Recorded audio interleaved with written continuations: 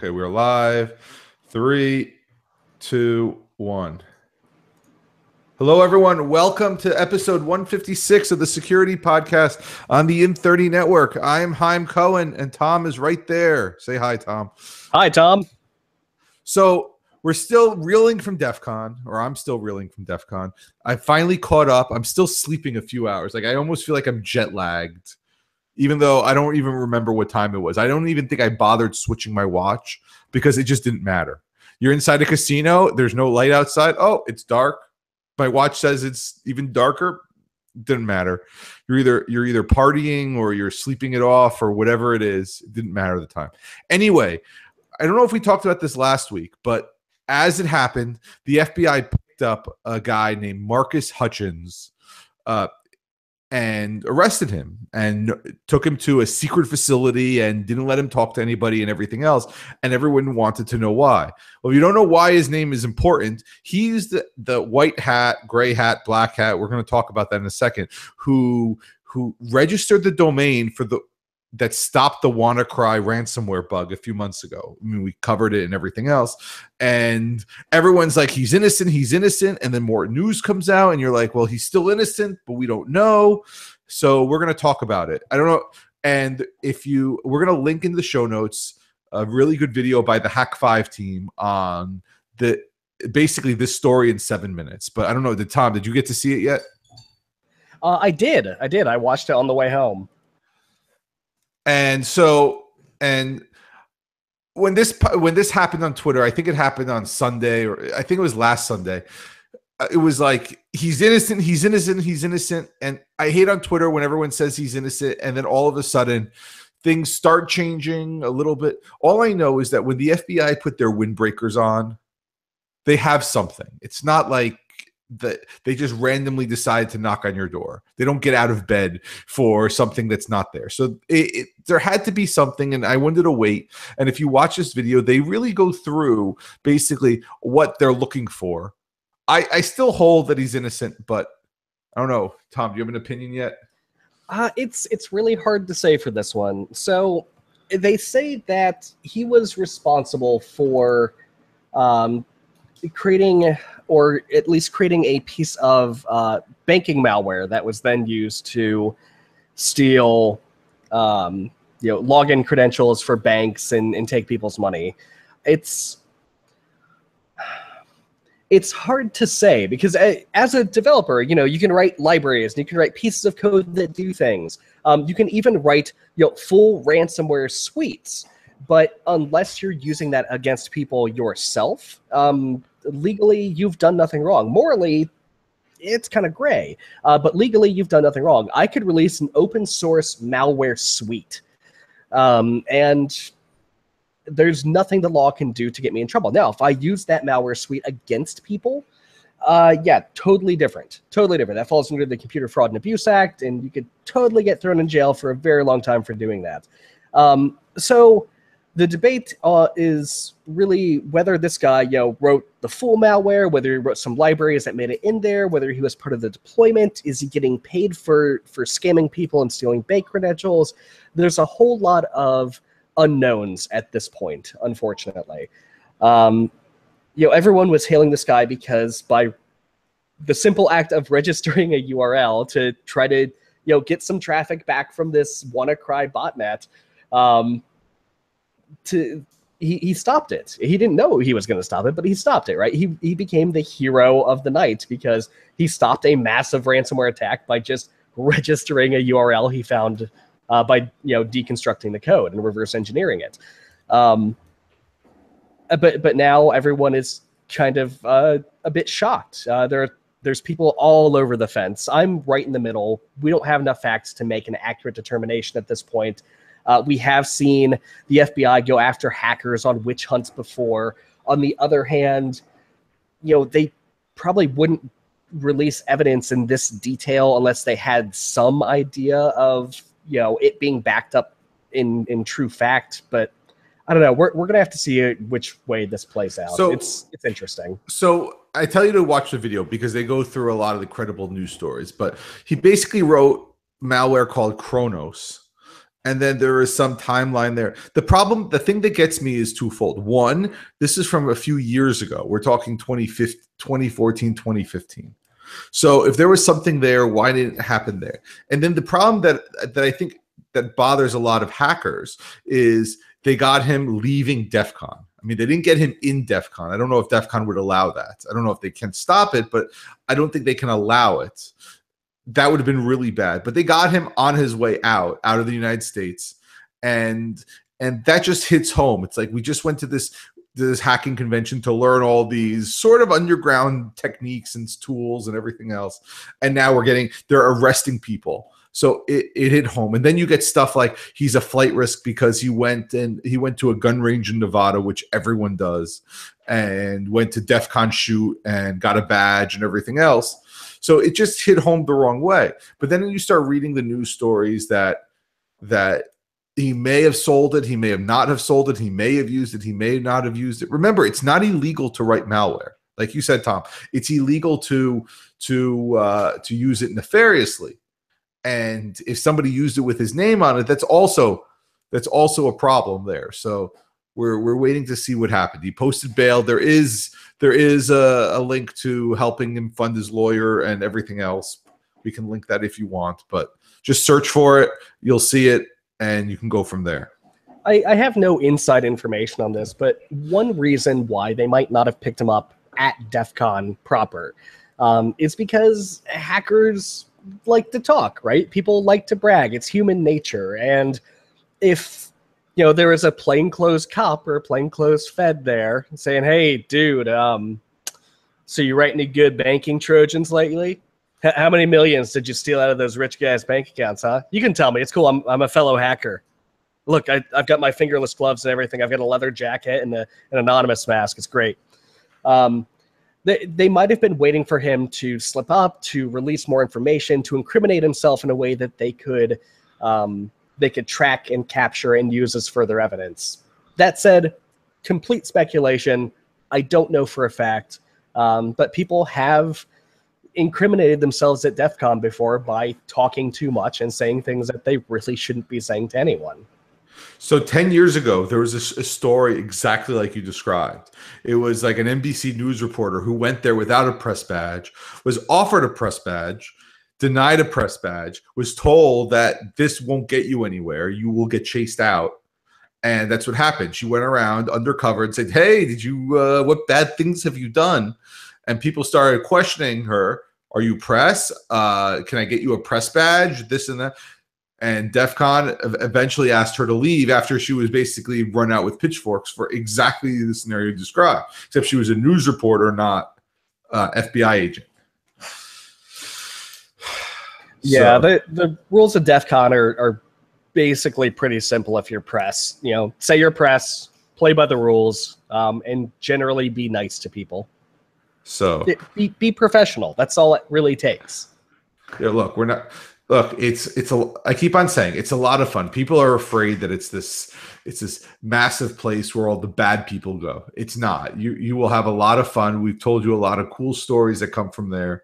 And any of these conferences, there are just a lot of people who have a similar interest and want to talk about it without worrying about somebody going behind them and saying they're hackers. They live in they're 400-pound hackers in their basement. Yeah. This would be like, going to a speedboating conference and be like, "Look at these beach bums on the water all the time. Get a job, hippies." Right? You're not in the right place to do that. So we're gonna segue into a happier story. So as DEF CON goes on, they do a very good job of releasing their videos. So if you pay them money, you can get them all at once. If you want to do it the free way, they do release them on YouTube. It takes a while. But they've already started. They've released 3 videos so far. The third one, the last one, if you go there, is the guy who started Spark Fund. He created a bank or a safe cracking robot and demonstrated live demo in 45 minutes how to crack the #1 safe that people buy at the big box stores, Century, whatever it is. And he went through it, and it was funny. He had 45 minutes. At 42 minutes, it opens. He says, "Thank you, everyone," bows and leaves. And he goes through the whole thing. So if you go there, you can see it. And that's what Defcon is all about. Some weird exploit like that where some guy said, or somebody said, how can we do this? And sat there for 6 months, 9 months and said, let's do the craziest thing by piecing together some Arduino boards and some SparkFun and Adafruit things, and all of a sudden magically figure this out. Not that he's going to do anything with it, but it was a really interesting talk to see. I love that stuff. It's those kinds of exploits that make security conferences what they are. Right? You go to a place like Defcon, and you expect everyone to be wearing dark sunglasses inside and everything to be trimmed in neon Tron style. And what you end up finding is a bunch of tinkerers who love puzzles and have way too much time on their hands. And it's magical. It's a wonderful, wonderful place. So, and then along those same lines, we're going to go back to a downer of a story. This just broke. I think I knew about this, but the article just came out.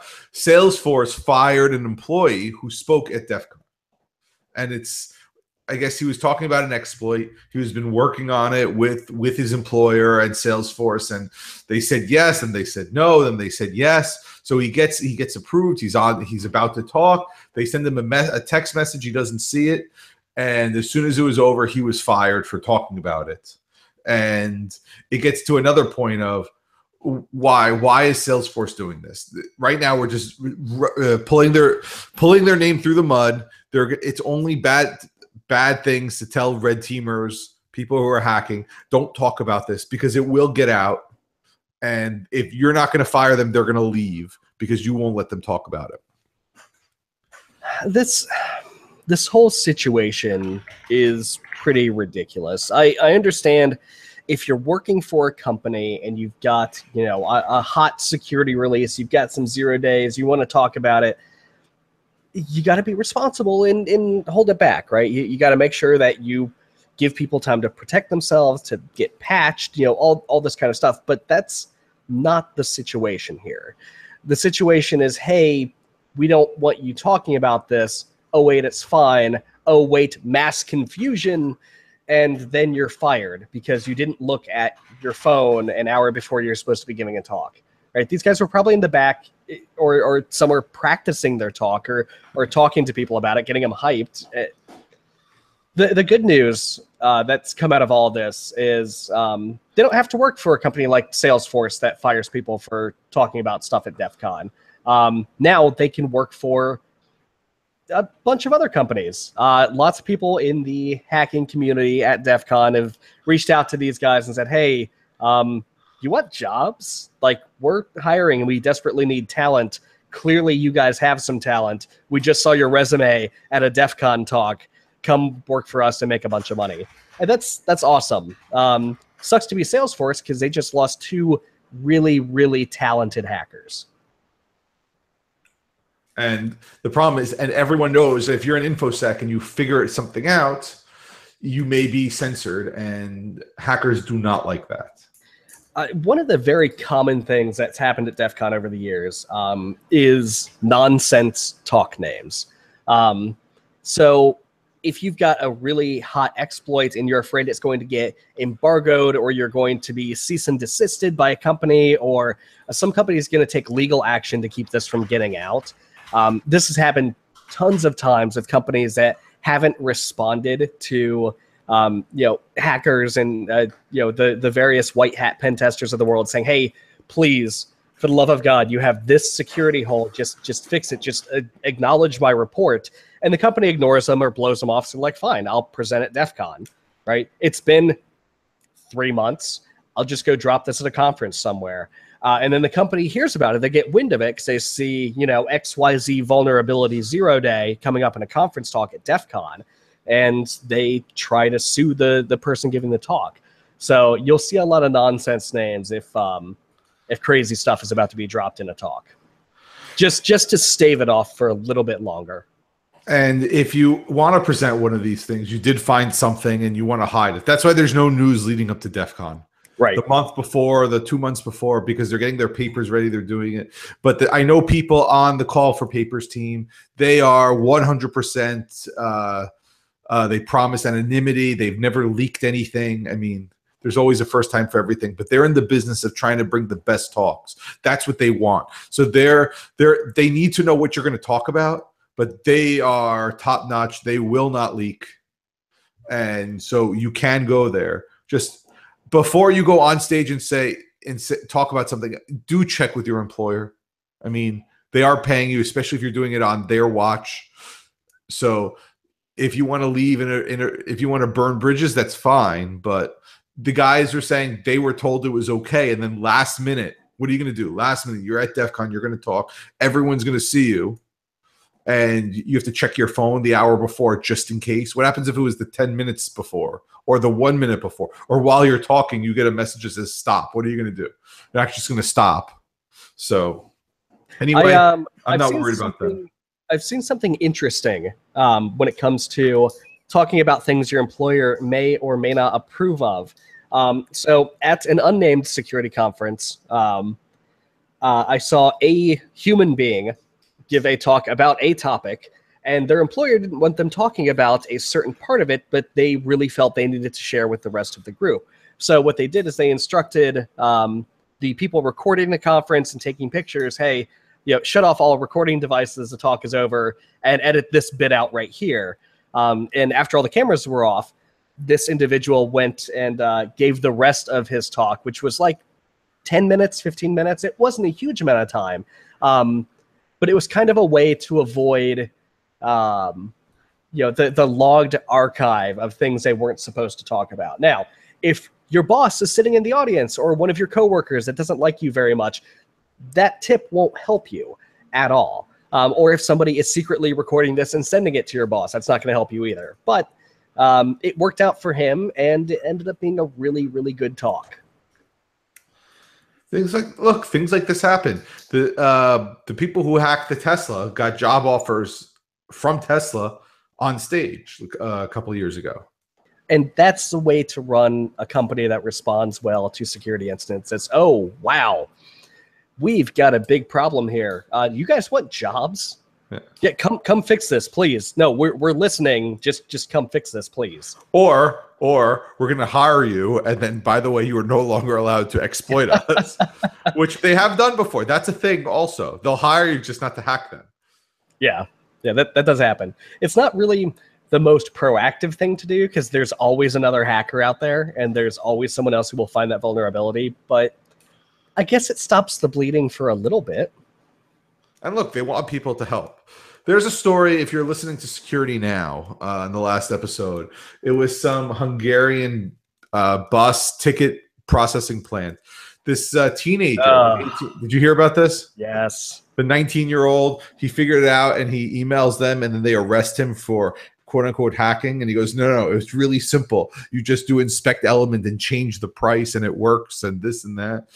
And then they said, yeah, we beefed up the security. Yeah, because the guy that solved the problem was hacking you, and you arrested him. So I know this isn't great form for a podcast, but if you're watching at home, go ahead and open up a browser, go to any web page, and right-click on some words, and then click. In Chrome, it's just called Inspect. In Firefox, it's something else. Now you can see there's a little half section. If you want to close it, there's a little X at the top right of that little window that just popped up. But there's a little section where you probably see some words and some HTML code. You can drop that down and double click on it and type in whatever you want. That's all this kid did. So when he went to the page for the price, he literally right-clicked on the price and changed like $30 to $2 or something, and then hit buy ticket, and it bought it at $2. That is one of the worst built websites I have ever heard of. How it wasn't exploited before this, I have no idea. And the kid shouldn't have been in trouble at all. Instead, this company should have said, wow, do you want a job and do you want to work with our developers? Because clearly they're incompetent. It makes me so angry when stuff like this happens. And you know what's going to happen the next time that kid finds a security vulnerability?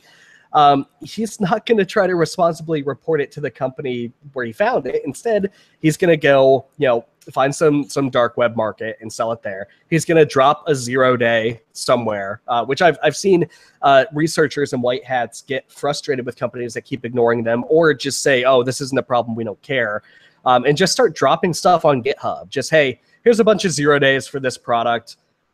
They don't care, so I don't care. Here you go. Well, the best news is that he's going to put it on GitHub. The worst thing he's going to do is he's going to sell it. But he's definitely not going to contact the company anymore.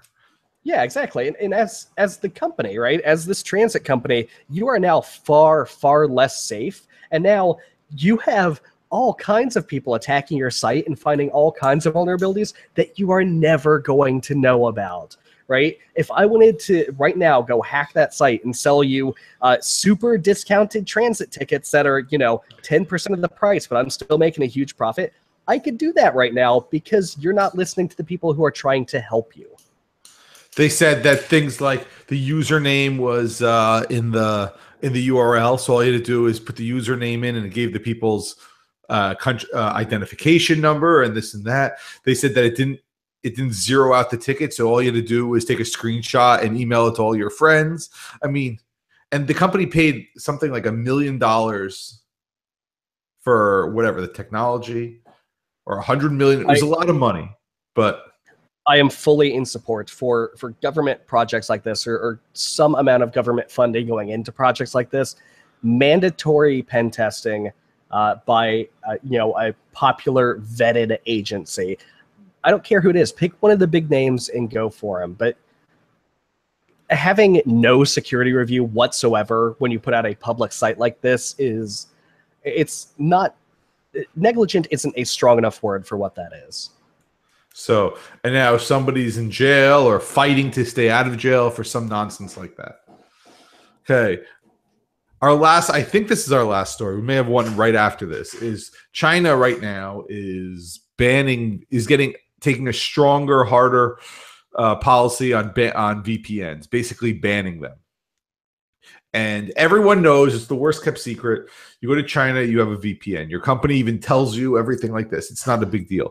But now they're really going after the VPNs. They've asked Apple to take it off the App Store. I'm sure Google is taking it off as I don't know if Google is even in China at this point. And basically saying this can't happen. So what that's doing is all tourists now are going to get stuck. And it's going to go down to the people who really know what they're doing to get around it. But for the majority of citizens where they knew how to do it, they just chose either to do it secretly or not to do it. It's now becoming much harder. Yeah, I'm really surprised that Apple made such a big stand and such a big stink against the FBI, right? A government where they're actually based.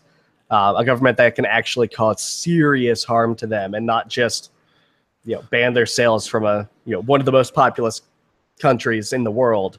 That's a big thing, but you're not going to get raided by China.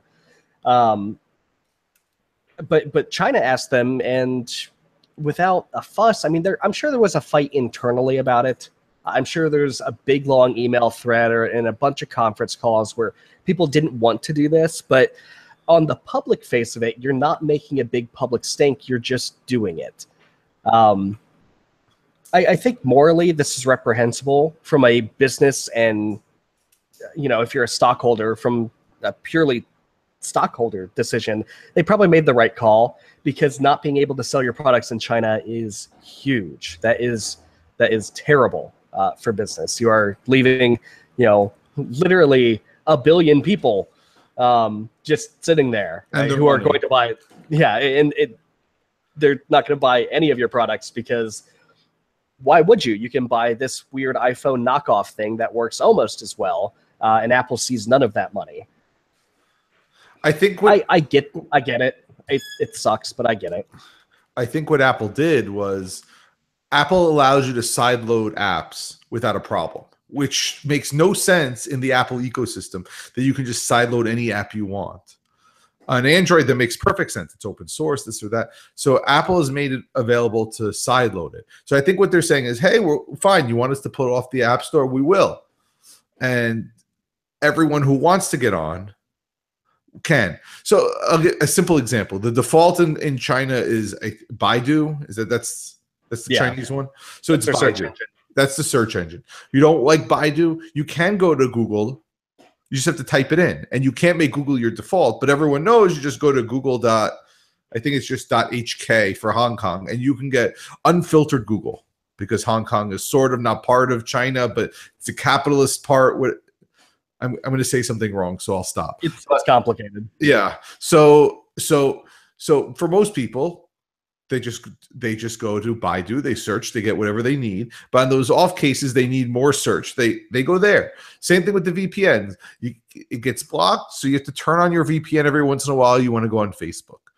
So that's not a problem. By taking a big stand to say, okay, now you can't even go to Google is a little tougher. So now you're going to have to do, and what my friend said is it's very simple. You walk into an internet cafe, you stand strong and confident, you ask, and they'll figure it out. There's always a way around. But this is going to hurt the people who want to look but can't, or don't know how to ask properly, or the business people traveling, because you're going to travel it and find out your VPN doesn't work, and now you're stuck. I think it's even got further repercussions than that. Now, that said, other smaller countries that don't have, such a huge pile of money sitting on the table for Apple don't have as big of a push, but other countries can now look at this and say, hey, you totally broke your own rules for China. Why don't you ban VPNs for us, or add our SSL certificate when you're selling phones in our country? There's a lot of potential political blowback for this, and even on a plain user level, we've all seen the issue that sideloading apps on Android gets people into, right? They go to some weird site, and they don't want to pay for some game, so they sideload it, and all of a sudden their phone is owned and spewing ads all over the place. That can totally happen to iOS too. It's not just an Android thing. If you sideload some weird nasty app onto your phone, you could get your device into a seriously bad state. And I'm afraid that not only are sideloaded VPN apps in some places going to be full of adware, but even worse, it could be a VPN that leads to the front door of the Chinese government, right? They could say, oh yeah, no, really, it's a VPN, and it goes right to their intelligence services saying, okay, look, this is a list of people who have installed the secret backdoored government VPN app. There's a lot of potential here, and none of it's good. That's not a bad idea. Make a government VPN app and call it free with ads. Yep. So anyway, we still have some time, but I think we're going to end a little early, and just remind everyone, we do have a WhatsApp group. We do enjoy talking in it. The only barrier to entry is that you got to tweet at us, but for the most part, it's fairly quiet. It's not too obtrusive. You get your security questions answered, and you can talk to us about different questions, because we do get a lot of questions in there that we help a lot of people with, and you get the hive mind and everything else. So, and if you want to see us discuss a full topic on anything, even remotely security related, hit us up in WhatsApp. We've got Twitter. You can email us. There's like a million ways to get in contact with us. So just reach out. WhatsApp is probably going to be the fastest way. So just we can end with this question, because it was very simple. What happens when you VPN and Tor? So we got that question in the chat room. The question was, if you VPN and then Tor, does it create like two parallel networks? And the answer is no. The VPN endpoint then starts that at Tor. So you get like, I don't want to say double layering, but you get double layering up to a point, right? So your VPN will take you, let's say, to Switzerland or wherever your endpoint is, right? It'll take you to there, and then you've got your Tor tunnel inside of that. So it ends up going to Switzerland as your internet endpoint, and from there out to the Tor network. So up until a point, you've got two layers of encryption, but it doesn't really buy you a whole lot. I guess if your country absolutely hates Tor, it sort of does, but even then, if you're using a VPN, you're probably on a list anyway. So, I don't VPN then Tor. If I'm going to use Tor, I just go straight out. But then again, I'm in the United States, and I know my situation is a lot better concerning internet freedom and privacy than it is in many other countries. So, but again, you get a question like that, we spent a good time talking about it, and then we can bring it on the show if it's important, if it warrants more than that. Sometimes it's just a simple yes or no question. Anyway, we're at that time.